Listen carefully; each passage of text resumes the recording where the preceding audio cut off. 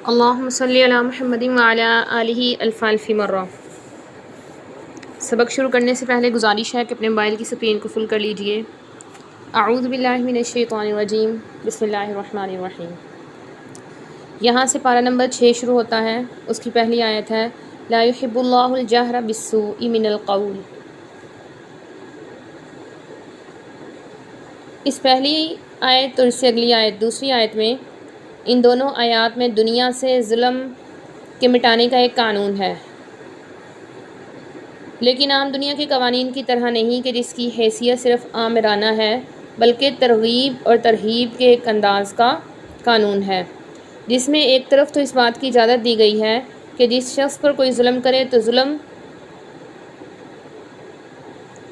کرنے والے کی شکایت مظلوم کر سکتا ہے یا کسی عدالت میں اس کے خلاف چارہ جوئی کر سکتا ہے، جو کہ انصاف کا تقاضا ہے اور جرائم کو بند کرنے کا ایک ذریعہ ہے۔ تو یہ فرمایا کہ اللہ تعالیٰ بلند آواز کو پسند نہیں کرتے مگر مظلوم کی۔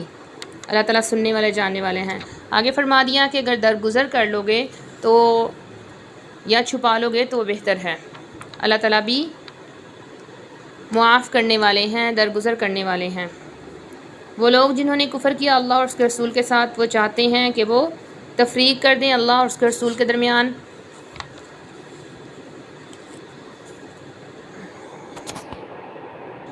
اس آیت میں اللہ تعالیٰ نے کافروں کے اس منافقانہ انداز کی پول کھول دی کہ وہ کہتے تھے کہ مسلمانوں کے ساتھ اچھا سلوک کرنا چاہیے اور مسلمان بھی دوسروں کے ساتھ اچھا سلوک کریں، یعنی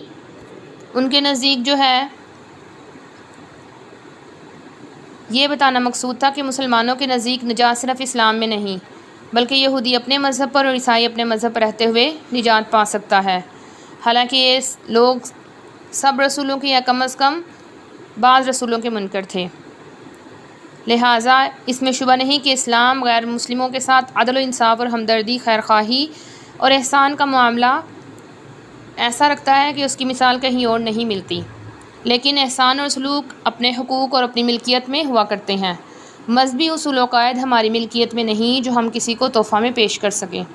اسلام جس طرح غیر مسلموں کے ساتھ حسن سلوک کی تعلیم میں نہایت سخی اور فیاض ہے، اسی طرح وہ اپنی سرحدات کی حفاظت میں نہایت محتاط اور سخت بھی ہے۔ وہ غیر مسلموں کے ساتھ ہمدردی اور خیرخواہی اور انتہائی رواداری کے ساتھ ساتھ کفر اور کفر کی رسموں سے پوری طرح اعلان برات اور بیزاری ظاہر کرتا ہے۔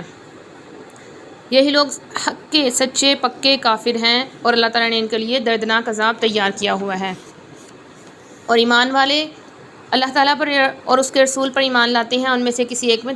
تفریق نہیں کرتے، انہی کو اللہ تعالیٰ ان کے اجر عطا فرمائے گا جو کہ کئی گنا ہوں گے۔ آپ صلی اللہ علیہ وسلم کی خدمت میں چند یہودی سردار آئے اور آپ صلی اللہ علیہ وسلم سے مطالبہ کیا کہ جس طرح موسیٰ علیہ السلام پر لکھی ہوئی کتاب آسمان سے نازل ہوئی تھی، اسی طرح آپ بھی ایک کتاب آسمان سے لائیں تو ہم آپ پر ایمان لے آئیں گے۔ تو ان کا یہ مطالبہ اس لیے نہیں تھا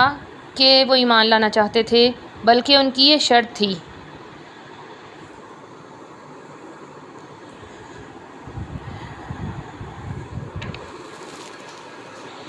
تو یہ آیت نازل کر کے اللہ تعالیٰ نے آپ صلی اللہ علیہ وسلم کی تسلی کروا دی کہ وہ تو اس سے بڑے بڑے مطالبے کر چکے ہیں لیکن ایمان لانے میں پھر بھی پیچھے رہے۔ یہ ساری علامتیں جو ہیں پیچھے پارہ نمبر 1 میں تفصیل سے گزر چکی ہیں کہ اللہ تعالیٰ نے ان پر طور پہاڑ کو بلند کیا اور کہا کہ تم جو ایلیا شہر ہے اس کے اندر سجدہ کرتے ہوئے داخل ہو جاؤ، لیکن انہوں نے ایسا نہ کیا، اسی طرح ہفتے کے دن میں بھی زیادتی کرتے رہے۔ تو فرمایا کہ ان کے عہدوں کو توڑنے کی وجہ سے اور کفر کرنے کی وجہ سے اللہ تعالیٰ نے ان کے دلوں پر مہر لگا دی، اور اس کے ساتھ ساتھ ان کا ایک بہت بڑا کفر تھا کہ وہ مریم علیہ السلام پر بہتان لگایا کرتے تھے، اور وہ یہ بھی کہا کرتے تھے، اس بات کے دعویٰ دار تھے کہ ہم نے مسیح عیسیٰ بن مریم کو قتل کر دیا ہے، حالانکہ انہوں نے قتل نہیں کیا تھا بلکہ وہ شبے میں ڈال دیے گئے تھے۔ ولیکن شبیہ لہم کی تفسیر اس طرح بیان کی جاتی ہے کہ جب یہود نے حضرت عیسیٰ علیہ السلام کے قتل کا ارادہ کیا تو جو آپ کے حواری تھے وہ ایک جگہ جمع ہو گئے۔ حضرت عیسیٰ علیہ السلام بھی ان کے پاس تشریف لے آئے۔ ابلیس نے یہود کو اس دستہ کا پتہ بتا دیا جس میں حضرت عیسیٰ علیہ السلام تھے، تو وہ 4000 کے قریب لوگ آئے اور آپ کے مکان کا محاصرہ کر لیا۔ تو عیسیٰ علیہ السلام نے اپنے حواریین سے فرمایا کہ تم میں سے کوئی شخص اس لیے آمادہ ہے کہ باہر نکلے اور اس کو قتل کر دیا جائے، پھر جنت میں میرے ساتھ ہو۔ تو ان میں سے ایک آدمی نے اپنے آپ کو پیش کر دیا۔ حضرت عیسیٰ نے ان کو اپنا کرتا اور امامہ دیا۔ جب وہ باہر نکلا تو یہود اس کو پکڑ کر لے گئے اور سولی پر چڑھا دیا۔ لیکن ایک روایت میں یہ بھی آتا ہے کہ یہودیوں کا ایک شخص تھا، اس کو حضرت عیسیٰ علیہ السلام کے قتل کے لیے بھیجا تھا۔ حضرت عیسیٰ علیہ السلام تو مکان میں نہیں ملے، ان کو اللہ تعالیٰ نے اپنے پاس آسمان پر اٹھا لیا تھا، لیکن یہ شخص جب گھر سے نکلا تو اس کا چہرہ عیسیٰ علیہ السلام کے مشابہ ہو گیا تھا۔ یہود یہی سمجھے کہ یہی عیسیٰ ہے اور اس کو لے جا کر قتل کر دیا، لیکن جب بعد میں انہوں نے دیکھا کہ چہرہ تو عیسیٰ علیہ السلام جیسا ہے، باقی جسم کی مشابہت نہیں ہے اور ان کا ایک آدمی بھی لاپتہ تھا، تو وہ پھر پریشان ہوئے کہ اگر یہ عیسیٰ ہیں تو ہمارا آدمی کدھر ہے، اور اگر یہ ہمارا آدمی ہے تو عیسیٰ علیہ السلام کدھر ہیں۔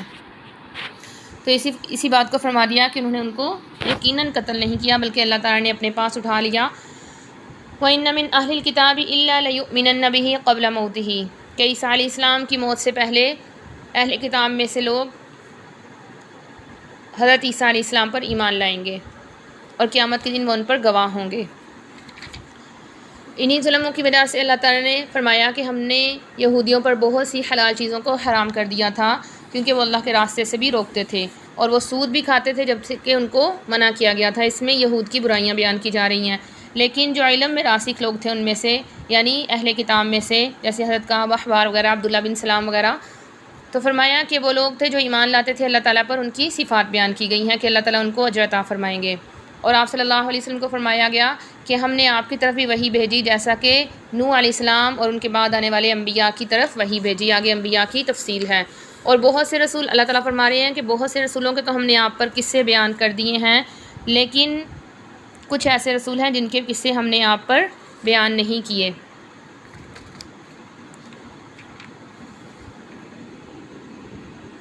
حضرت ابو ذر غفاری رضی اللہ عنہ سے روایت آتی ہے کہ آپ صلی اللہ علیہ وسلم نے فرمایا کہ اللہ تعالیٰ نے 1,24,000 انبیاء بھیجے ہیں، جن میں سے 313 جو رسول تھے وہ اصحاب شریعت تھے، یعنی ان کو اللہ تعالیٰ نے نئی شریعت عطا فرمائی تھی۔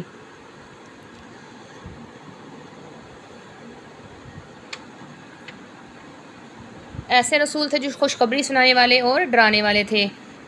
لیکن اللہ یشہد بما انزل الیک، ابن عباس رضی اللہ عنہ فرماتے ہیں کہ یہودیوں کی ایک جماعت آپ کے پاس آئی، آپ صلی اللہ علیہ وسلم نے ان سے فرمایا کہ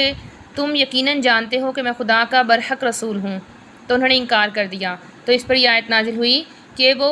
دل سے تو اس بات کو مانتے تھے کہ آپ صلی اللہ علیہ وسلم اللہ کے رسول ہیں، تو گویا کہ اپنے دل میں جو جھوٹ تھا اس پر وہ اللہ کو گواہ بناتے ہیں، جبکہ اللہ تعالیٰ نے اس کو اپنے علم کے ساتھ اتارا ہے اور فرشتے گواہ ہیں۔ وہ لوگ جو کافر ہیں اور وہ اللہ کے راستے سے روکتے ہیں، یہ بڑی صریح گمراہی ہے۔ اور اللہ تعالیٰ نے فرمایا کہ جو ظلم کرنے والے ہیں اور کفر کرنے والے ہیں تو اللہ تعالیٰ بھی ان کی بخشش نہیں فرمائے گا،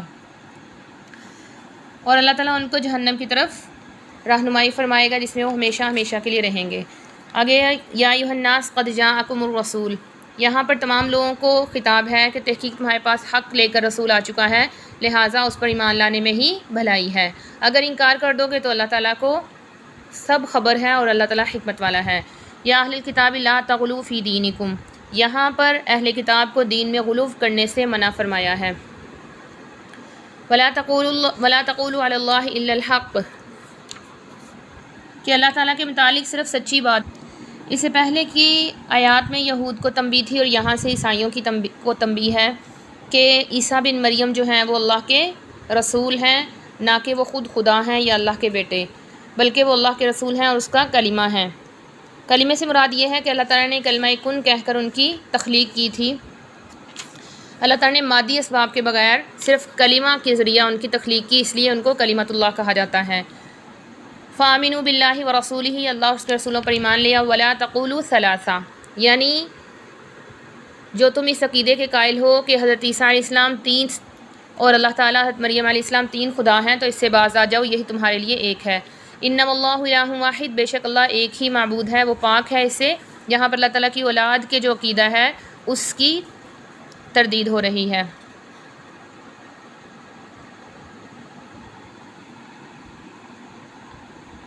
اور اللہ ہی کے لیے ہے جو آسمان میں ہے اور جو زمین میں ہے۔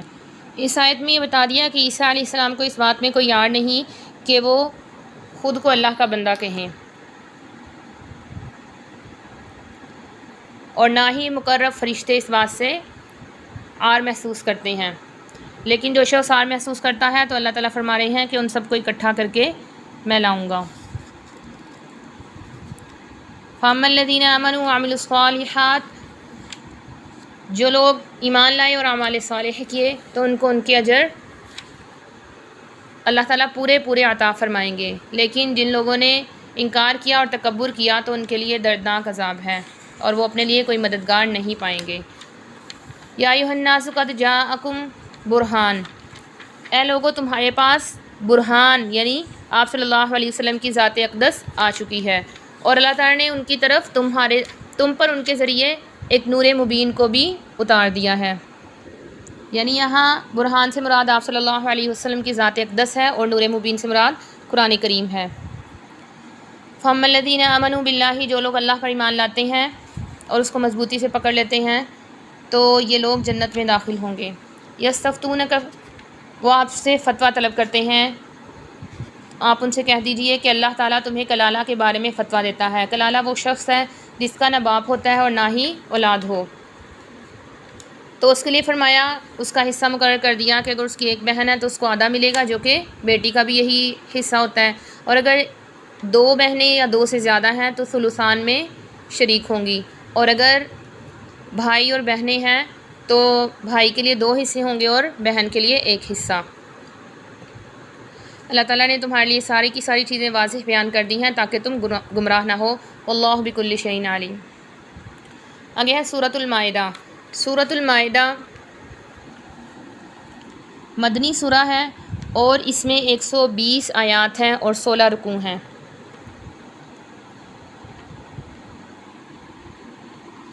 سورہ مائدہ بالاتفاق مدنی صورت ہے اور مدنی صورتوں میں بھی سب سے آخری صورت ہے۔ اس صورت کا پہلا جملہ ایسا ہے کہ جس کی تشریح و تفسیر میں ہزاروں صفحات لکھے جا سکتے ہیں اور لکھے گئے۔ یہاں پر ایمان والوں کو اپنے معاہدوں کو پورا کرنے کا حکم دیا جا رہا ہے۔ اس سے معلوم ہوتا ہے کہ ایمان کا تقاضا ہے کہ وعدوں کو پورا کیا جائے، عقود کو پورا کیا جائے۔ عقد سے مراد وہ معاملہ ہوتا ہے جو 2 شخصوں یا 2 جماعتوں یا 2 ملکوں کے درمیان کیا جائے۔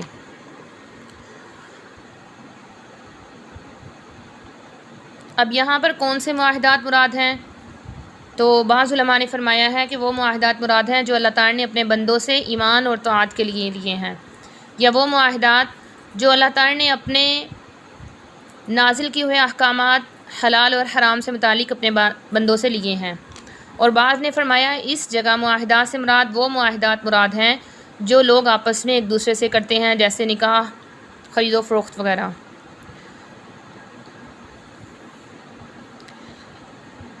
بہرحال اس میں جتنی بھی قسمیں ہیں وہ سب اس میں داخل ہیں، لہٰذا اس کی 3 قسمیں جو ہیں وہ بتائی جاتی ہیں۔ ایک وہ معاہدہ جو انسان کا رب العالمین کے ساتھ ہے، مثلاً ایمان، طاعت کا، حلال اور حرام کی پابندی کا۔ دوسرے وہ معاہدہ جو انسان کا خود اپنے ساتھ ہے، جیسے انسان کسی چیز کی نظر مان لیتا ہے یا قسم اٹھا لیتا ہے۔ اور تیسرا وہ معاہدہ جو ایک انسان کا دوسرے انسان کے ساتھ ہے۔ تو اس قسم میں وہ سارے معاہدات شامل ہیں جو 2 شخصوں یا 2 جماعتوں یا 2 حکومتوں کے درمیان ہوئے ہوں۔ آگے فرما دیا گیا کہ تمہارے لیے حلال ہے بہیمۃ الانعام، چوپائے جانور، الا ما یتلی علیکم، مگر وہ جو تلاوت کے ذریعے تم پر حرام کر دیے گئے ہیں، غیر محل الصید، اور احرام کی حالت میں شکار بھی حلال نہیں ہے، اس کے علاوہ حلال ہے۔ یا ایھا الذین آمنوا لا تحلوا شعائر اللہ، اس کے بارے میں بہت سے واقعات آتے ہیں لیکن 3 واقعات جو ہیں وہ خاص طور پہ مشہور ہیں۔ ایک یہ کہ جو صلح حدیبیہ کا واقعہ ہوا تھا کہ صحابہ کو بڑی تکلیف دہ شرائط پر عمرہ کرنے سے روک دیا گیا تھا،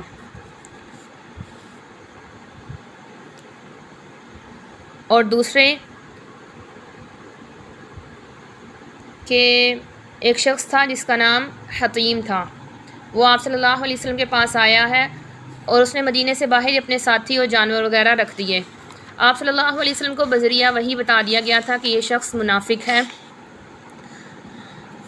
اور یہ آیا اور منافقانہ طور پر آپ صلی اللہ علیہ وسلم سے کہا کہ میں اسلام لانا چاہتا ہوں،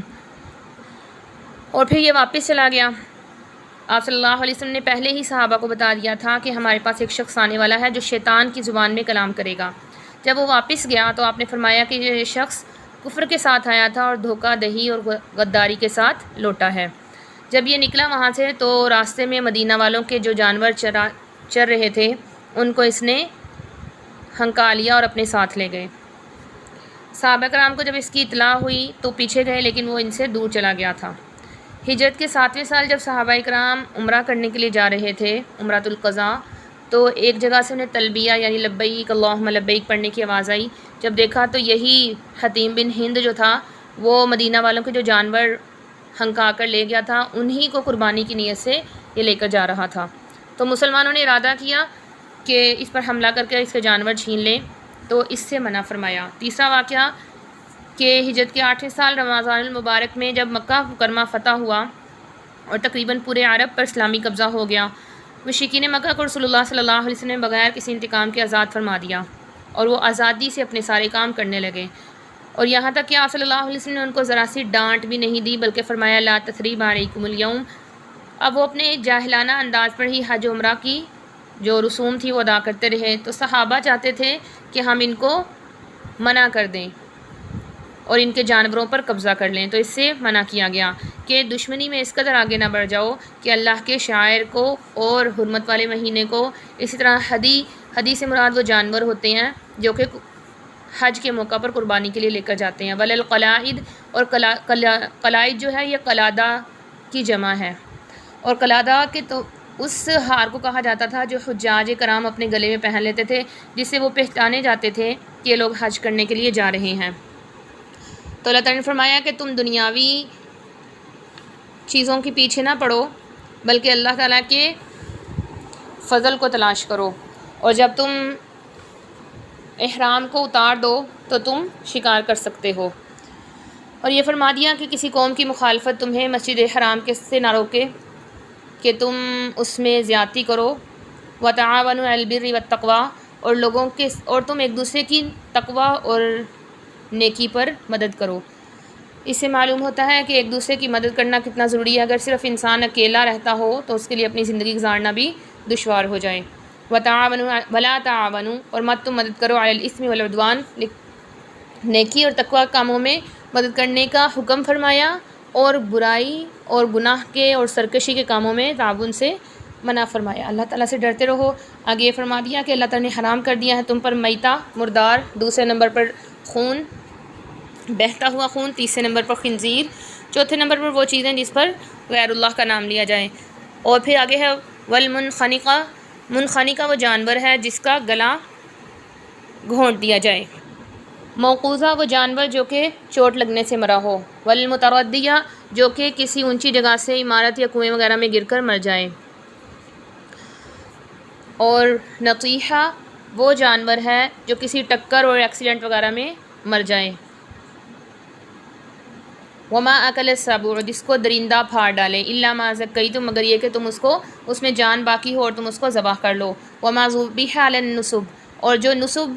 یہ ان پتھروں کہا جاتا تھا جو خانہ کعبہ کے پاس لگائے گئے تھے، اور ان پر منت مانا کرتے تھے اور لوگ ان کو بڑے شوق سے کھاتے تھے،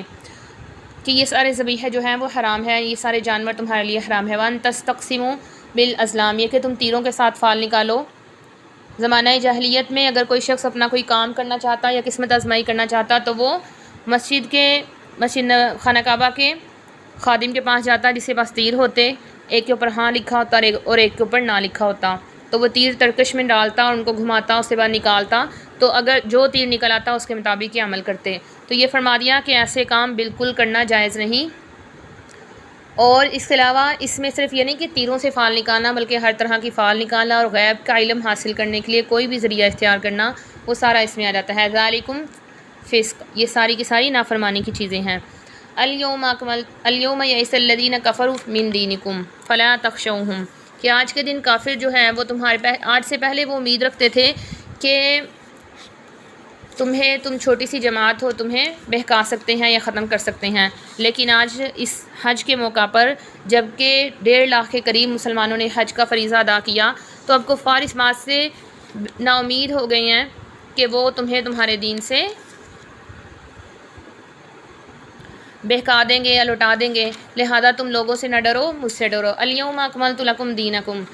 اس آیت کے بارے میں آتا ہے کہ یہ آیت اس شان کے ساتھ نازل ہوئی کہ جمعہ کا دن تھا، عرفہ کا دن تھا، حج کا یعنی عرفہ کا دن تھا، اور یہ دن اتفاق سے جمعہ کے دن میں آیا تھا۔ اور پھر آپ صلی اللہ علیہ وسلم اپنی اونٹنی غصبہ پر سوار تھے، اور جب یہ آیت نازل ہوئی تو آپ صلی اللہ علیہ وسلم پر وحی کا اس قدر بوجھ تھا کہ اونٹنی جو ہے وہ دبی جا رہی تھی، اور یہ وقت عصر کے بعد کا تھا، جو کہ عام دنوں میں بھی مبارک وقت ہے۔ آتا ہے کہ جمعہ کے دن جو ہے اس میں ایک قبولیت کی گھڑی ہوتی ہے، جس وقت اللہ تعالیٰ ہر دعا کو قبول فرماتے ہیں۔ اور جبل رحمت کے سامنے آپ صلی اللہ علیہ وسلم کھڑے ہوئے تھے۔ حضرت عبداللہ بن عباس فرماتے ہیں کہ آیت تقریباً قرآن کریم کی آخری آیت ہے، اس کے بعد کوئی آیت احکامات سے متعلق نازل نہیں ہوئی، صرف ترغیب اور ترہیب کی، یعنی اعمال کے فضائل کی اور گناہوں سے ڈرانے کی چند آیات نازل ہوئیں۔ تو یہ آیت اس خاص شان اور اہتمام سے نازل ہوئی، اس کا مفہوم بھی ملت اسلام اور مسلمانوں کے لیے ایک بہت بڑی خوشخبری اور بہاری انعام اور اسلام کا تغرہ امتیاز ہے، جس کا حاصل یہ ہے کہ دین حق اور نعمت الہی کا انتہائی معیار جو اس عالم میں انسانوں کو عطا ہونے والا تھا، وہ آج اللہ تعالیٰ نے مکمل فرما دیا۔ گویا کہ آدم علیہ السلام کے زمانہ سے جو دین حق اور نعمت الہیہ کا نزول اور ترویج شروع کی گئی تھی، وہ ہر زمانہ اور ہر خطہ کے مناسب حال اس نعمت کا ایک حصہ اولاد آدم کو عطا ہوتا رہا، لیکن آج وہ دین اور نعمت مکمل صورت میں خاتم الانبیاء رسول اللہ صلی اللہ علیہ وسلم اور آپ کی امت کو عطا کر دی گئی۔ اس میں تمام انبیاء اور رسول کے زمرہ میں حضرت محمد مصطفیٰ صلی اللہ علیہ وسلم کی سعادت اور امتیازی شان کا تو اظہار ہے ہی، اس کے ساتھ تمام امتوں کے مقابلہ میں امت محمدیہ کی بھی ایک خاص امتیازی شان کا واضح ثبوت ہے۔ اس وجہ سے یہودی علماء کہتے تھے، حضرت عمر فاروق کے پاس آئے اور کہا کہ تمہارے قرآن کریم میں ایک ایسی آیت ہے کہ اگر وہ ہم پر نازل ہوتی تو ہم اس دن کو عید کا دن بنا لیتے۔ حضرت عمر رضی اللہ عنہ نے پوچھا کہ وہ کون سی آیت ہے، تو انہوں نے کہا کہ یہ الیوم اکملت، تو حضرت عمر رضی اللہ عنہ نے فرمایا کہ یہ آیت تو پہلے ہی عید کے دن میں نازل ہوئی، یعنی جمعہ کا دن جو ہے وہ بھی ایک عبادت کا دن ہے اور خوشی کا دن ہے، اسی طرح عرفہ کا دن جو حج کا دن ہے وہ بھی مسلمانوں کے لیے ایک عید کا درجہ ہی رکھتا ہے۔ یسألونک ماذا احل لکم، وہ آپ سے سوال کرتے ہیں ان کے لیے کیا حلال ہے۔ یہاں پر شکار کے ذریعے جو جانوروں کے شکار کے ذریعے شکار پکڑا جاتا ہے، جانوروں کا شکار پکڑا جاتا ہے، ان کے بارے میں سوال کیا، تو یہاں پہ مکلبین سے مراد سکھائے ہوئے جانور ہیں، یعنی وہ کتے اور بازوں کے شکار جو کہ سکھائے گئے ہوں ان کے وہ حلال ہیں تمہارے لیے۔ شرط یہ ہے کہ وہ جانور سکھائے گئے ہوں، دوسرے نمبر پر کہ ان کو خود چھوڑا ہو، وہ خود نہ گئے ہوں، اور بعض کے سکھانے کی علامت یہ ہے کہ بعض کو جب واپس بلایا جائے تو وہ واپس آ جائیں، اگرچہ وہ شکار کے پیچھے ہی کیوں نہ ہو۔ اور پھر فرمایا کہ ان کو چھوڑ کر بسم اللہ کہا ہو، اور ان جانوروں نے اس میں سے کچھ کھایا نہ ہو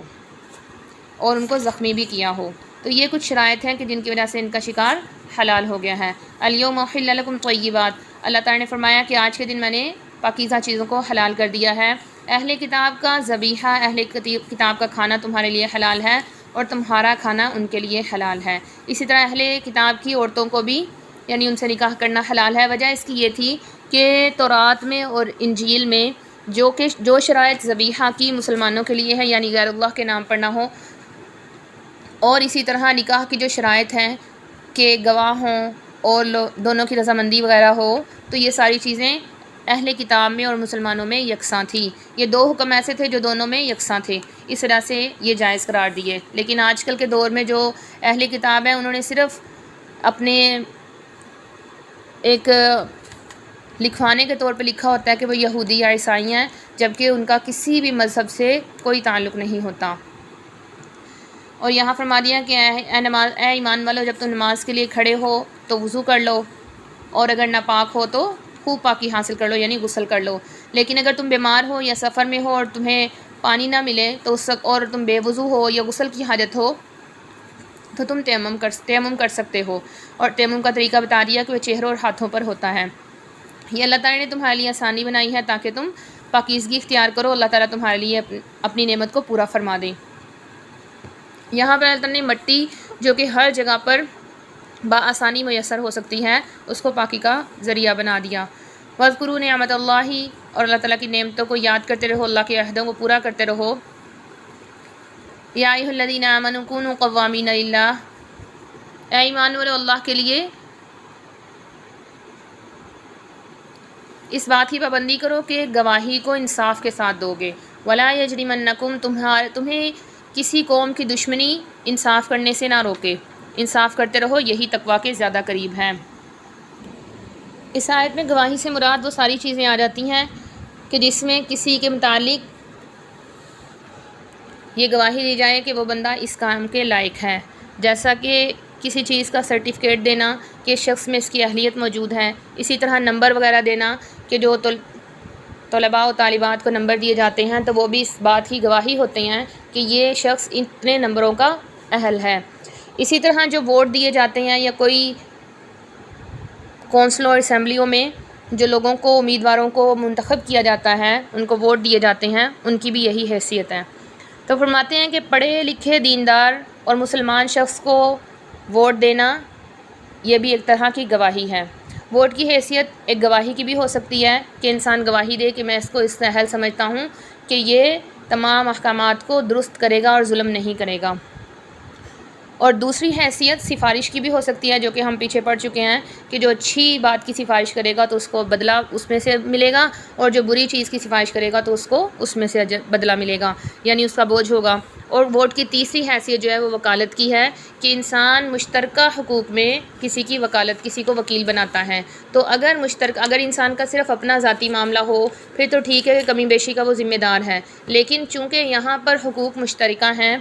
تو جب یہ کوئی امیدوار کوئی بھی عہدہ حاصل کرے گا تو اس سے متعلق تمام لوگ متاثر ہوں گے۔ تو اس لیے یہ تینوں جو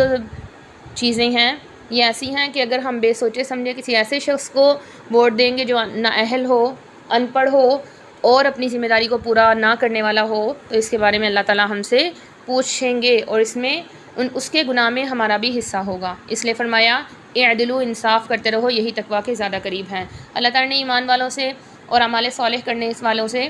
بخشش اور مغفرت کا وعدہ کیا ہے، لیکن وہ لوگ جنہوں نے کفر کیا اور ہماری آیات کو جھٹلایا یہ جہنم والے ہیں۔ اے ایمان والو، اللہ تعالیٰ کی اس نعمت کو یاد کرو جب ایک قوم نے یہ ارادہ کیا کہ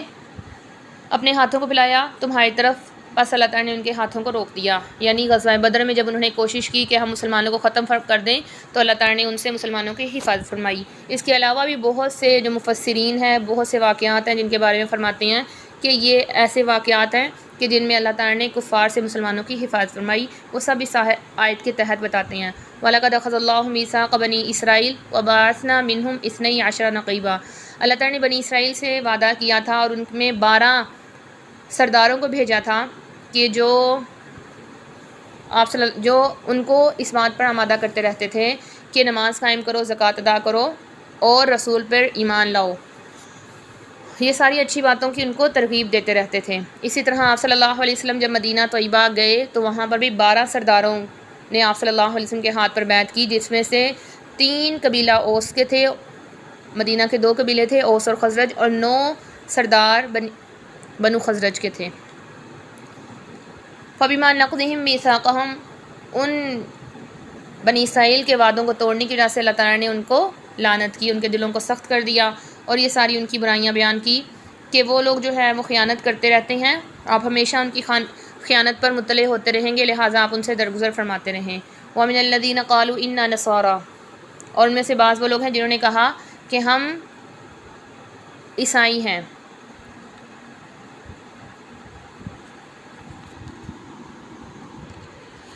تو یہاں پر عیسائیوں کے عہد شکنی کا بیان کیا جا رہا ہے کہ وہ لوگ خود کو عیسائی کہتے تھے، حالانکہ وہ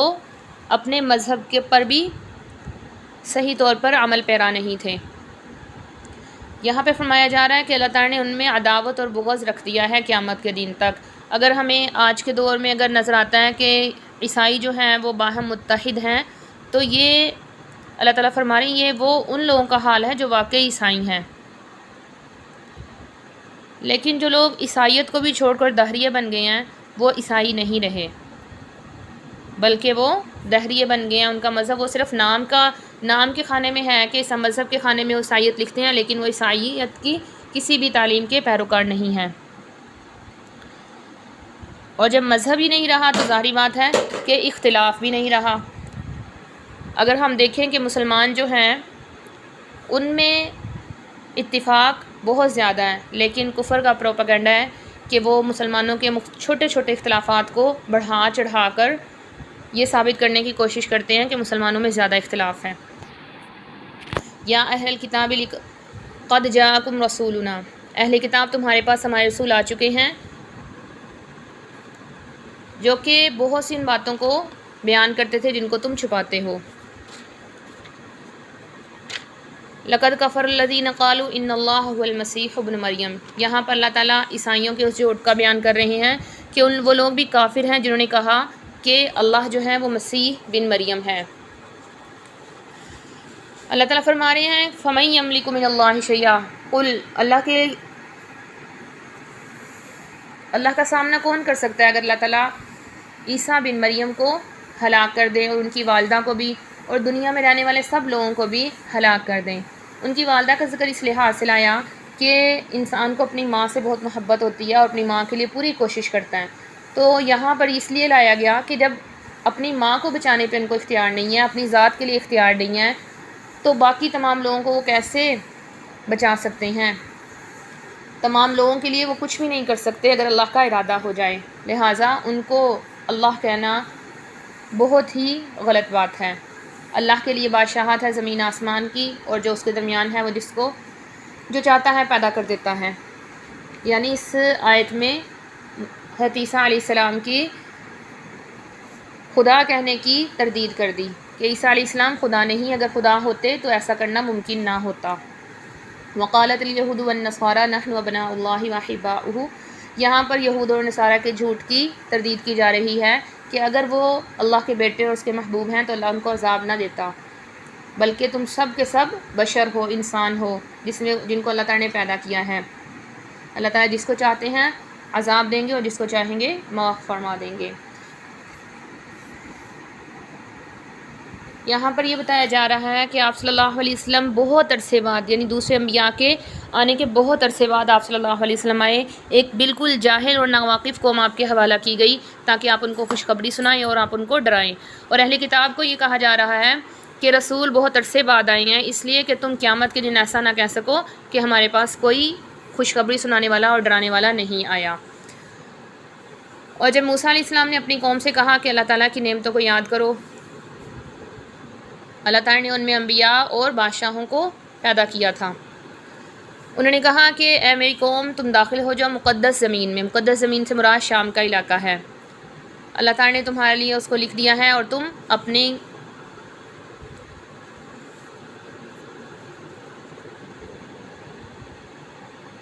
پیچھے واپس مت چلو کہ اس سے تمہیں بہت بڑا نقصان ہوگا۔ ملک شام میں اس وقت قوم عمالقہ کی شہنشاہت یہ تھی، قوم عمالقہ کا قبضہ تھا، جو کہ قوم عاد کے کچھ بچے ہوئے لوگ تھے جو کہ اپنے قد و قامت کے لحاظ سے طاقتور تھے۔ ان کے پاس 12 سرداروں کو بھیجا۔ جب وہ دروازے کے پاس گئے تو ایک بڑا آدمی آیا، وہ اس قدر طاقتور تھا کہ 12 لوگوں میں سے سب کو اٹھا کر وہ لے گیا اور بادشاہ کے سامنے جا کر اس نے پیش کر دیا کہ یہ لوگ یہاں پر آئے ہیں۔ تو پہلے تو سب میں یہ فیصلہ ہوا کہ یہ ان کو قتل کر دیا جائے، لیکن بعد میں بادشاہ نے فیصلہ کیا کہ ان کو واپس بھیج دیتے ہیں تاکہ یہ ہمارا جو ہے روب جا کر اپنی پوری قوم میں داخل کر دیں، اب ہماری شان و شوکت کو بتائیں گے، جس کی وجہ سے قوم مرعوب ہو جائے گی۔ اب جب یہ واپس آئے اور انہوں نے موسیٰ علیہ السلام کو ساری تفصیلات بتائی تو موسیٰ علیہ السلام نے منع کر دیا کہ قوم کو کچھ نہیں بتانا۔ تو 10 لوگوں نے ان میں سے اپنے دوستوں کو بتا دیا، صرف 2 لوگ ایسے رہ گئے تھے جنہوں نے کسی کو نہیں بتایا۔ تو چونکہ 10 لوگوں نے بتا دیا تھا اور ان کے دوست بڑھتے سب کو ایک دوسرے کو پتہ چل گیا، اس طرح یہ بات قوم میں پھیل گئی، تو انہوں نے کہا کہ ہم اس میں نہیں جا سکتے۔ وہ گھبرا گئے کہ ہم تو اس میں نہیں جا سکتے، آپ لگتا ہے کہ ہمیں مارنے کے لیے لے کر جا رہے ہیں، جب وہ وہاں سے نکل جائیں گے تو پھر ہم وہاں جائیں گے اور جہاد کریں گے۔ لیکن 2 آدمی جو تھے، جو سردار ان کے ساتھ گئے تھے، ان میں سے انہوں نے کہا، جو نبی حضرت موسیٰ علیہ السلام کی بات تھی اس کی تاکید کی کہ جب تم اس میں داخل ہو جاؤ گے تو اللہ تعالیٰ تمہیں ہی غالب کریں گے، اللہ پر بھروسہ کرنا چاہیے۔ لیکن انہوں نے کہا کہ اے موسیٰ، ہم ہرگز نہیں داخل ہوں گے، تم اور تمہارا رب جاؤ، ہم یہاں بیٹھے ہیں۔ اس سے مراد یہ تھی کہ یہ کفریہ کلمہ نہیں تھا، بلکہ یہ مراد تھی کہ ہم تو تمہاری مدد نہیں کر سکتے، اپنے رب کی معیت میں جاؤ، اپنے رب کی مدد لے کر جاؤ، اللہ تمہاری مدد کرے گا، تم جاؤ۔ آتا ہے کہ یہ ایسا کورا جواب تھا کہ بعد میں بنی اسرائیل کے لیے ایک ضرب المثل یعنی کہاوت بن گئی۔ غزوہ بدر کے موقع پر جب آپ صلی اللہ علیہ وسلم نے پوچھا صحابہ سے تو حضرت مقداد بن اسود نے کہا کہ اے رسول اللہ، ہم آپ کے دائیں بائیں سامنے سے اور پیچھے سے لڑیں گے، ہم موسیٰ علیہ السلام کی قوم کی طرح نہیں کہیں گے کہ آپ جائیں اور آپ کا رب لڑے، بلکہ ہم آپ کا ہر طرح سے دفاع کریں گے۔ اس بات پہ آپ صلی اللہ علیہ وسلم بہت زیادہ خوش ہوئے اور صحابہ میں ایک نیا جوش اور جذبہ پیدا ہو گیا۔ حضرت عبداللہ بن مسعود فرمایا کرتے تھے کہ میں ہمیشہ یہ خواہش کرتا رہا کہ اس دن مقداد بن اسد کی جگہ میں نے یہ بات کی ہوتی۔ تو موسیٰ علیہ السلام نے عرض کیا کہ اللہ، میں صرف اپنا اختیار رکھتا ہوں، کیونکہ میں اور میرا بھائی یعنی ان کے بھائی ہی معصوم تھے، ہم اپنا اختیار رکھتے ہیں، آپ ہمارے درمیان اور ان کے درمیان فیصلہ فرما دیجیے۔ یعنی فیصلے سے مراد یہ تھا کہ ان کا جو ہے، ان کے اوپر جو لائق ہے وہ ان کو عنایت ہو، اور جو ہمارے لائق ہے وہ ہمیں مل جائے، ہمارے درمیان اس لحاظ سے فیصلہ فرما دیں کہ ہم فرما برداری میں لگے ہوئے ہیں اور ان پہ میرا اختیار نہیں چلتا۔ تو اللہ تعالیٰ نے فرما دیا کہ وہ زمین جو ہے وہ تمہارے لیے، ملک شام جو ہے تمہارے لیے حرام کر دیا گیا ہے۔ تو یہ 40 سال تک میدان تیہ میں، جو تقریباً 90 کلومیٹر جو ہے وہ لمبا تھا اور 27 کلومیٹر چوڑا تھا، اس کے اندر یہ پھرتے رہے۔ یہ 6 لاکھ کے قریب لوگ تھے جو کہ اس میں بھٹکتے رہے، اور یہاں تک کہ 40 سال تک بھٹک رہے، اور اس کے بعد پھر ان کو اللہ تعالیٰ نے شام میں داخل ہونے کی توفیق عطا فرمائی۔ فلا تأسا، یہاں پر کیونکہ نبی جو ہوتے ہیں وہ عام طور پر بہت رحم دل ہوتے ہیں، تو اب چونکہ ان کو سزا مل گئی تھی تو اس لیے موسیٰ علیہ السلام سے فرمایا فلا تأسا علی القوم الفاسقین، کہ آپ ان پر افسوس نہ کریں۔ اور یہاں پر اس وادی میں حضرت موسیٰ علیہ السلام، ہارون علیہ السلام ان کے ساتھ تھے۔ جب انہوں نے پانی کی شکایت کی تو ان کے لیے پانی پر ایک پتھر پر عصا مارا تو 12 چشمے جاری ہو گئے۔ جب انہوں نے سائے کی کہا تو اللہ تعالیٰ نے بادل کو کھڑا کر دیا ان کے لیے، وہ سایہ بنا دیتا، اور جب اندھیرا ہو جاتا تو اللہ تعالیٰ نے ایک ستون ان کے لیے کھڑا کر دیا تھا جو روشنی کرتا، اور جب کھانے کے لیے چاہتے تو من و سلوہ ان کو ملا۔ تو یہ ساری نعمتیں اللہ تعالیٰ کی اس وجہ سے تھی کہ 2 نبی اور 2 نیک لوگ جو تھے وہ ان کے ساتھ ہی تھے، اور 40 سال تک یہ اس میدان تیہ میں بھٹکتے رہے۔ 40 سال میں ان کی ایک نسل جو ہے وہ ختم ہو گئی، آگے ان کے بچے تھے جو کہ اس وقت کے نافرمانی میں شامل نہیں تھے، اور اسی 40 سالہ دوران جو دور تھا اس کے دوران ہی حضرت ہارون علیہ السلام کی وفات ہو گئی تھی۔ اس کے تقریباً 1 سال یا 6 مہینے کے بعد حضرت موسیٰ علیہ السلام کی بھی وفات ہو گئی تھی۔ ان کے بعد حضرت یوشع بن نون کو اللہ تعالیٰ نے نبی بنا کر بنی اسرائیل کی ہدایت کے لیے بھیجا، اور 40 سالہ قید ختم ہونے کے بعد، کیونکہ ایک طرح کی قید ہی تھی، جب اللہ تعالیٰ قید کرنا چاہتے ہیں تو ضروری نہیں ہے کہ اس میں دروازے ہوں، دیواریں ہوں، سلاخیں ہوں، بلکہ اللہ تعالیٰ ایک کھلے میدان کو ہی جیل بنانے پر قادر ہیں کہ وہ لوگ چاہنے کے باوجود سارا دن وہ پھرتے رہتے اور اگلے پھر گھوم گھام کے وہیں پہنچ جاتے جہاں سے وہ چلے تھے۔ تو یہ ایک طرح کی قید ہی تھی۔ اس قید سے اللہ تعالیٰ نے ان کو نجات دی، اور پھر اپنے وعدے کے مطابق ملک شام کو ان کے ہاتھوں میں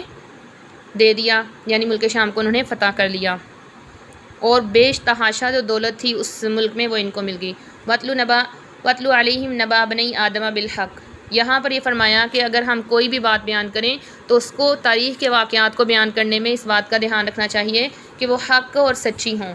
اس قربا قربانن، اس کے بارے میں مفسرین فرماتے ہیں کہ آدم علیہ السلام کی جب اولاد پیدا ہوتی تھی، چونکہ وہ بہن بھائی تھے، تو اس لیے جب بھی ان کی اولاد پیدا ہوتی تو وہ بیٹا بیٹی یعنی جڑواں بچے پیدا ہوتے۔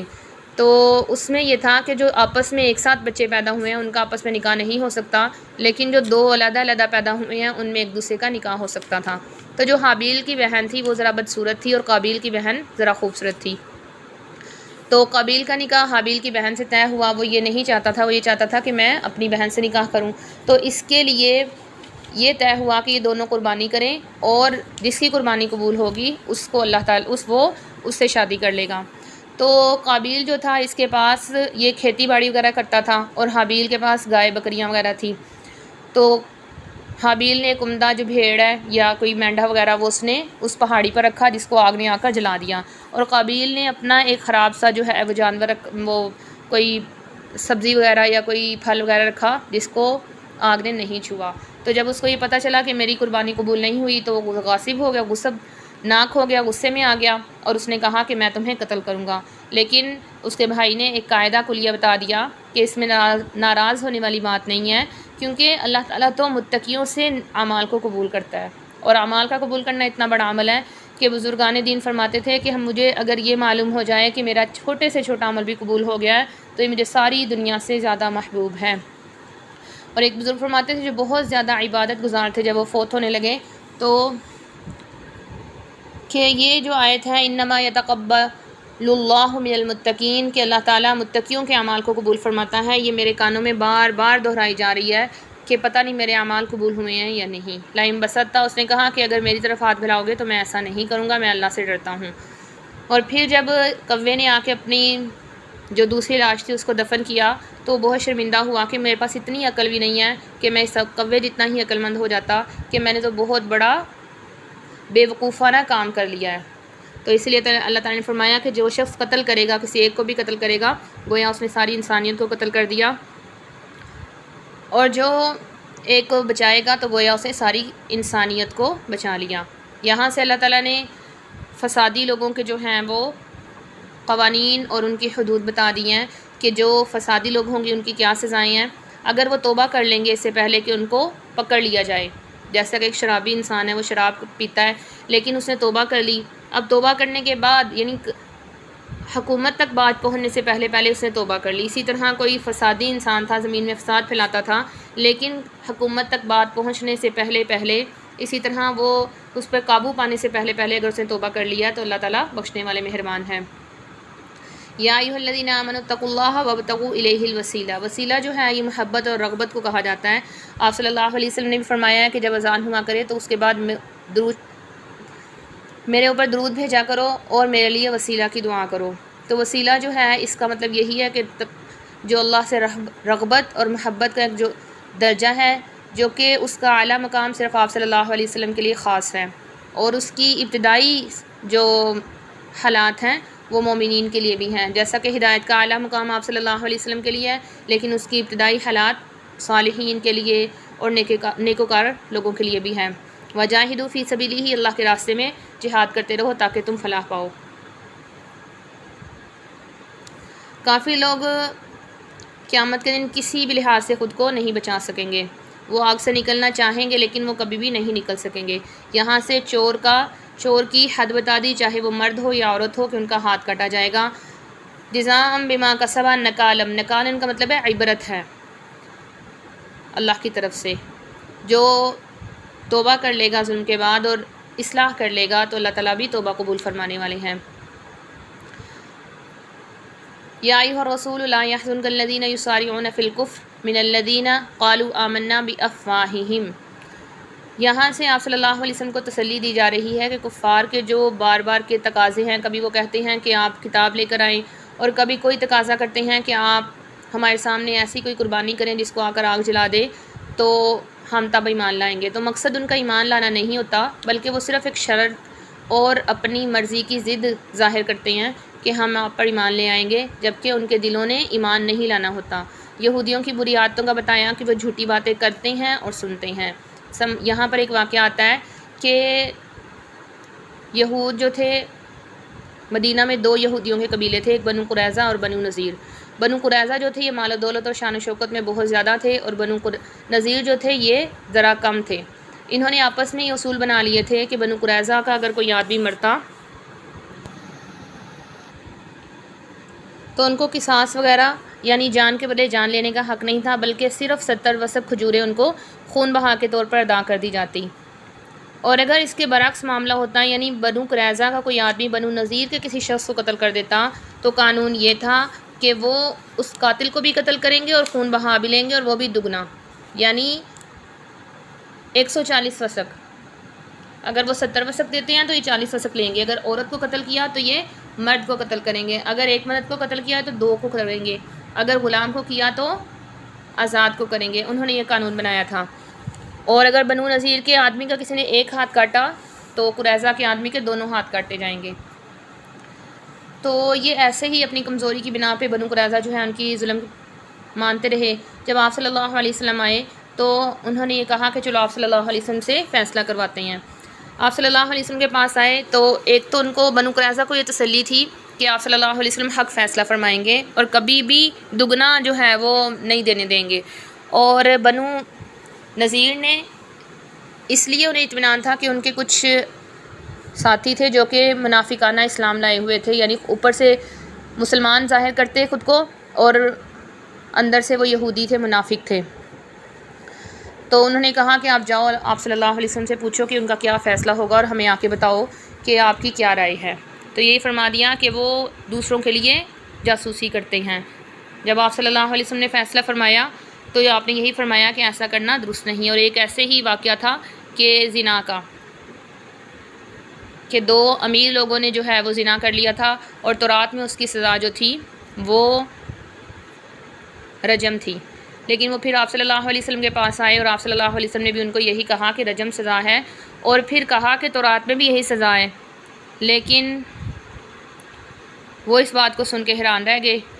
پھر آپ صلی اللہ علیہ وسلم کو حضرت جبرائیل علیہ السلام نے مشورہ دیا، اور اسی وقت جو ہے جبرائیل علیہ السلام یہ حکم لے کر آئے تھے۔ پہلے انہیں یہی تھا کہ ان کا جو مسلمانوں کا حکم کچھ آسان ہوگا، لیکن جب جبرائیل علیہ السلام یہی حکم لے کر آئے تو وہ پریشان ہو گئے۔ تو پھر جبرائیل علیہ السلام نے ان سے کہا کہ اگر میرے اس فیصلے کو مانتے ہو یا نہیں مانتے، اس کا اختیار ابن سوریہ کو دے دو۔ اور اس کی علامتیں بھی آپ صلی اللہ علیہ وسلم نے بتا دیں کہ ایک آنے والا وفد ہے جس میں ایک شخص سفید رنگ کا ہے اور اس کی ایک آنکھ جو ہے وہ معذور ہے، فدق میں رہتا ہے، اور اس کو ابن سوریہ کہا جاتا ہے۔ انہوں نے کہا کہ ٹھیک ہے ہم اس کے پاس جاتے ہیں۔ جب اس کے پاس گئے تو پہلے آپ صلی اللہ علیہ وسلم نے ان سے پوچھا تھا کہ اس کو کیسا سمجھتے ہو؟ اس نے کہا کہ پورے زمین پر ہم اس سے بڑھ کر کوئی یہودی عالم نہیں جانتے۔ تو آپ نے اسے بلایا۔ جب وہ آ گیا تو آپ نے اسے قسم دے کر پوچھا کہ کیا حکم ہے تورات میں؟ اس نے کہا کہ سنسار ہی ہے۔ تو آپ صلی اللہ علیہ وسلم نے فرمایا کہ پھر کیا وجہ ہے کہ تم یہ جھوٹ کہتے ہو کہ سنسار نہیں ہے بلکہ رسوا کرنا ہے، کہ اس کے منہ کالا کر کے اس کو رسوا کیا جائے؟ تو اس نے کہا کہ ہمارے زمانے میں ہمارے پہلے ایک شہزادے نے جو ہے وہ زنا کر لیا تھا، اس کے لیے تھوڑی گنجائش ہم نے نکالی۔ اس کے بعد کسی عام انسان نے زنا کیا تو جب اس کے اوپر حد کو جاری کرنے لگے تو اس نے کہا پہلے شہزادے پہ کرو پھر مجھ پہ کرنا۔ تو پھر سب نے مل کر اس حکم میں آسانی بنا لی، اور یہ بات کہ وہ احکامات کو بدل دیتے ہیں ان کی جگہ سے۔ یہ لوگ فتنہ ہی چاہتے ہیں، ان کے لیے ان کا کوئی اختیار نہیں اللہ کے سامنے۔ یہی لوگ ہیں کہ اللہ تعالیٰ ان کے دلوں کو بھی پاک نہیں کرے گا، ان کے لیے دردناک عذاب ہے۔ آگے ان کی برائیوں کو بیان کر دیا کہ وہ حرام کھاتے ہیں، وہ آپ کو فیصلہ کرنے کے لیے آپ کے پاس آتے ہیں لیکن وہ آپ کو حکم نہیں مانتے، آپ بھی ان سے راز کریں آپ کو وہ کوئی نقصان نہیں پہنچا سکتے۔ اور آپ نے فرمایا کہ کیسے وہ آپ کو حکم بنا سکتے ہیں جبکہ تورات میں ان کے پاس یہی حکم موجود ہے۔ اللہ تعالیٰ نے تورات کو اتارا ہے جس میں ہدایت اور نور ہے، اور اس کے ذریعے نبیوں کو حکم دیا کہ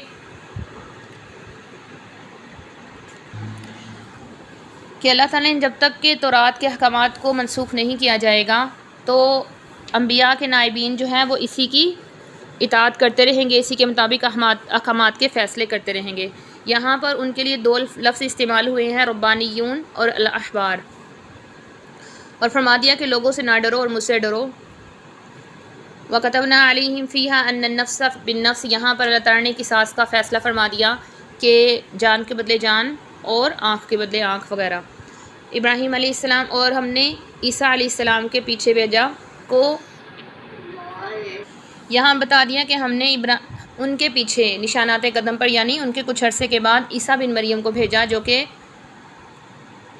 تورات کی تصدیق کرنے والے تھے، اور اللہ تعالیٰ نے ان کو انجیل دی جو کہ وہ بھی ہدایت اور نور ہے تاکہ وہ انجیل کے مطابق فیصلے فرمائیں۔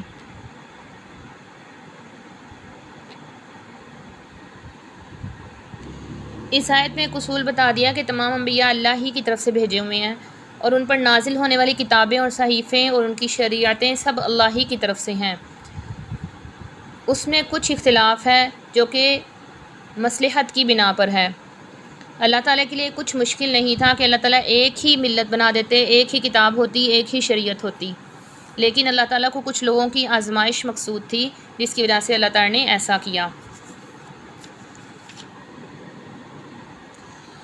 ان آیات میں بتا دیا گیا کہ تمام انبیاء علیہ السلام ان کی شریعتیں اصولاً یعنی اصول کے لحاظ سے متفق اور متحد ہیں کہ ایک خدا کو ماننے والے ہیں، آخرت میں بدلے کا اور حساب کا عقیدہ، اسی طرح انبیاء کی رسالت وغیرہ، لیکن جزوی اور فروعی احکامات میں کچھ اختلاف ہے، اور یہ اختلاف بڑی حکمتوں پر مبنی ہے۔ یا ایھا الذین آمنوا لا تتخذوا الیہود، یہاں پر یہودیوں اور عیسائیوں کو دوست بنانے سے منع کیا، اگرچہ اسلام میں یہ جائز ہے کہ ان کے ساتھ اچھا سلوک کیا جائے، لیکن دوست بنانے سے منع کر دیا، کیونکہ یہودی اور عیسائی منافق بن کر، اور اسی طرح یہودی اور عیسائی اپنی دوستی میں مسلمانوں کے ساتھ اتنے گھل مل جاتے اس لیے تاکہ وہ جاسوسی کر سکیں، تو جب ان کو منع کر دیا گیا تو بہت سے صحابہ نے ان سے دوستی ختم کر لی، جس کی وجہ سے مسلمانوں کے راز ان کو نہیں مل سکتے تھے۔ اسی وجہ سے عبداللہ بن ابی بن سلول جو کہ منافقوں کا سردار تھا، اسے بات بڑی مشکل لگی۔ فَتَرَى الَّذِينَ فِي قُلُوبِهِم مَرَضٌ يُسَارِعُونَ فِيهِمْ، کہ جن لوگوں کے دل میں بیماری ہوتی ہے تو وہ اس میں جلدی کرتے ہیں کہ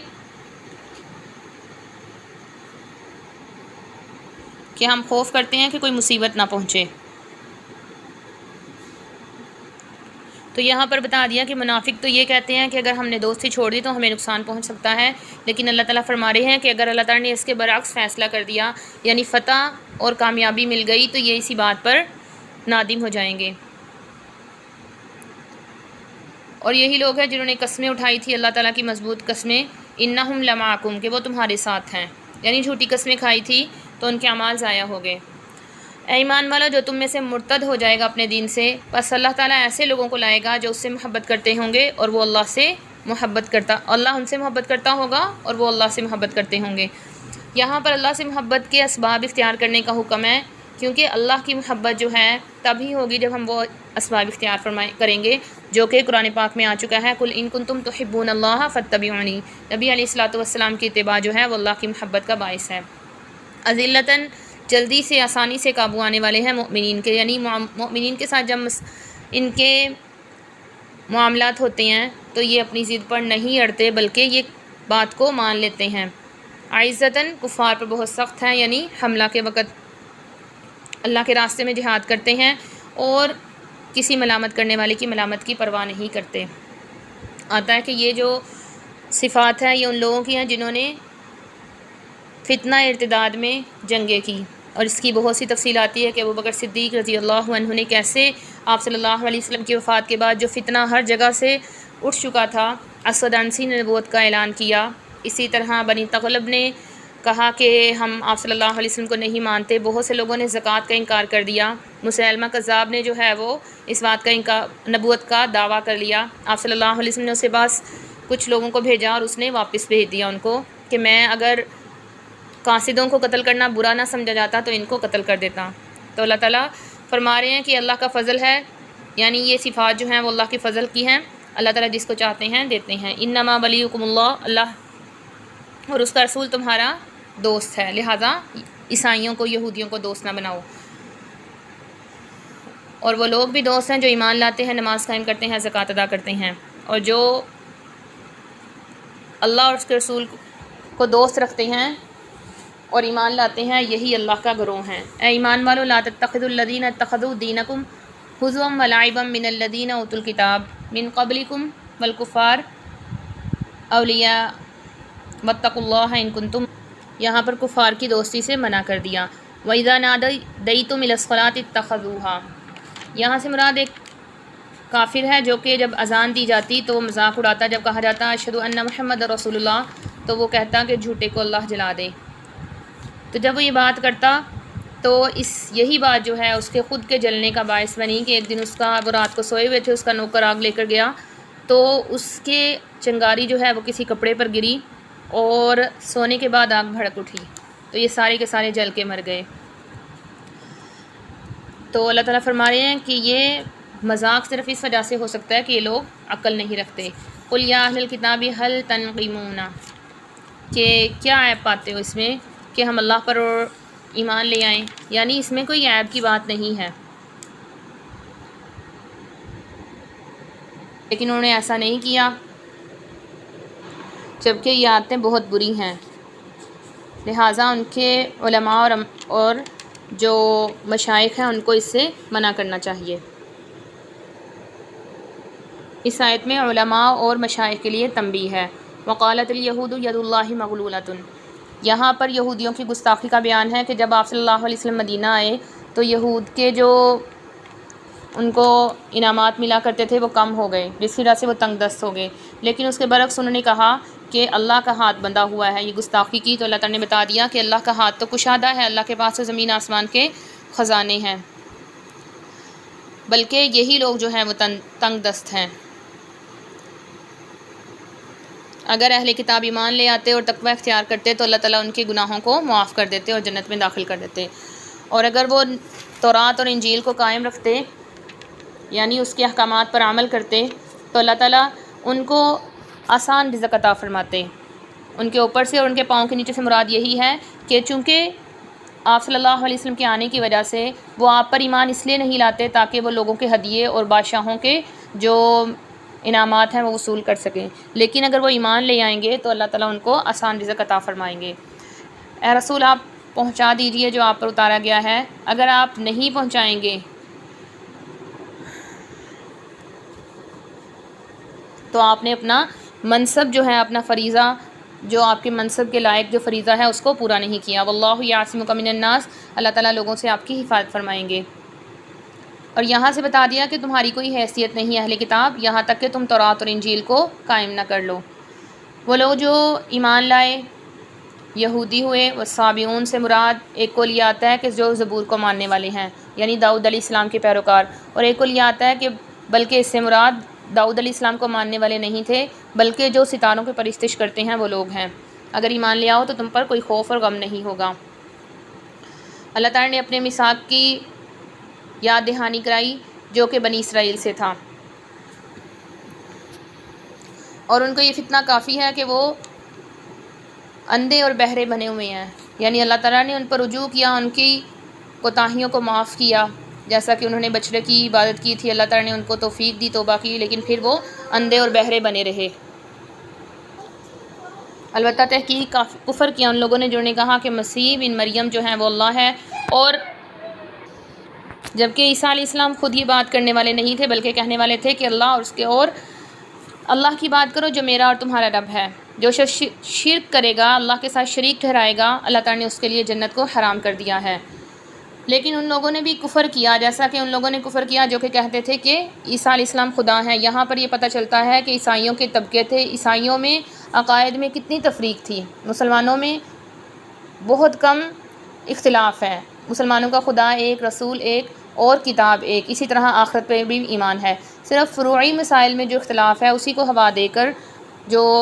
غیر مسلم لوگ ہیں، جو یہود اور عیسائیوں کی لابی ہے وہ مسلمانوں کو بھڑکاتی رہتی ہے، لیکن ان کے اپنے اختلافات دیکھیں کہ ایک طبقہ کہتا تھا کہ عیسیٰ علیہ السلام خود خدا ہیں، اور دوسرا کہتا تھا کہ عیسیٰ علیہ السلام خدا کے بیٹے ہیں اور مریم علیہ السلام خدا کی بیوی ہیں، اور تیسرا طبقہ کہتا کہ وحدت جو ہے،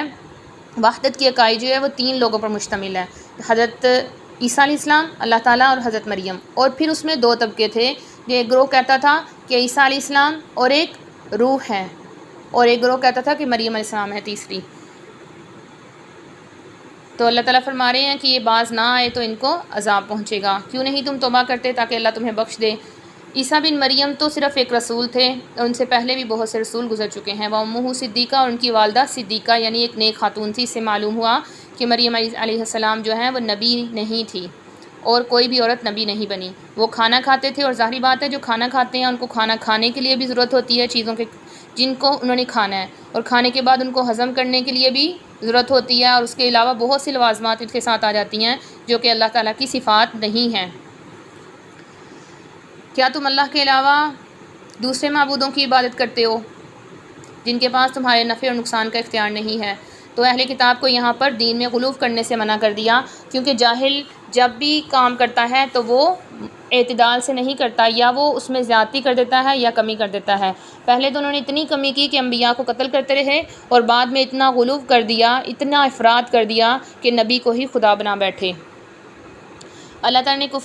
کافروں پر بنی اسرائیل کے جو کافر تھے داؤد علیہ السلام کے زبان سے بھی لعنت کروائی، اور عیسیٰ علیہ السلام کی زبان سے بھی، اس وجہ سے جو وہ نافرمانی کرتے تھے۔ اگر یہ لوگ باز نہ آئے تو ان کو اپنے برے اعمال کی وجہ سے عذاب پہنچے گا، ان برے اعمال کی وجہ سے جو انہوں نے آگے بھیجے ہیں۔ اللہ کی ناراضگی کو مول لے لیا ہے، جس کا بدلہ جہنم ہے، جس میں وہ ہمیشہ رہیں گے۔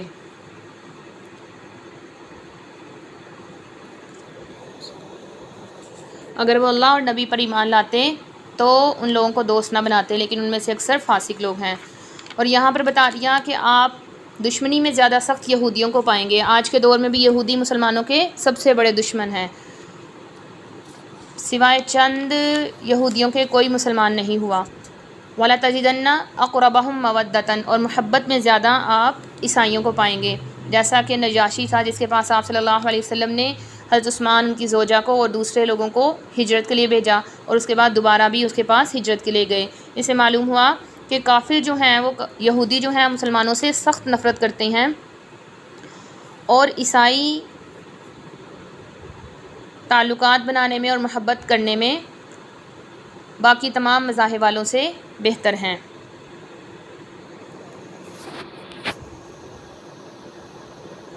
یہ اس وجہ سے کہ ان میں بہت سے لوگ جو ہیں وہ دنیا کو چھوڑنے والے تھے، رہبانیت تھی ان میں، جس کی وجہ سے دنیا کے فوائد اور مقاصد کو سامنے نہیں رکھتے تھے، جبکہ یہودی دنیا کے مقاصد اور فوائد کو اتنا سامنے رکھتے ہیں کہ ہر چیز سے بڑھ کر ان کے لیے مطلب دنیا ہے۔ وآخر دعوانا ان الحمد للہ رب العالمین۔ صدق اللہ العلی العظیم، واللہ اعلم بالصواب۔ سبحان ربک رب العزۃ عما یصفون، وسلام علی المرسلین، والحمد للہ رب العالمین۔